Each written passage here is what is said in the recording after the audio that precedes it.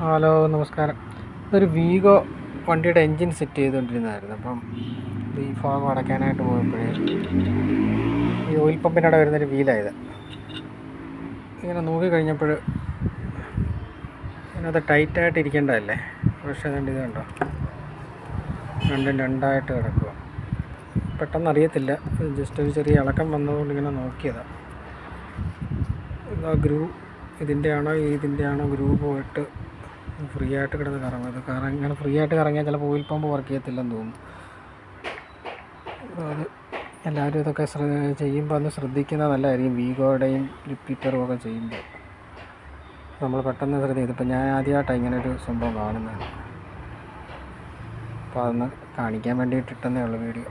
Okay, നിങ്ങൾക്ക് ആർക്കെങ്കിലും ഇതുപോലെ കണ്ടിട്ടുണ്ടോ? നേരത്തെ ഈ സാധനം വാങ്ങിക്കാൻ കിട്ടുന്നതാണോ? ക്രാങ്ക് ഷാഫ്റ്റിൽ വരുന്നൊരു വീല്. ഓക്കെ.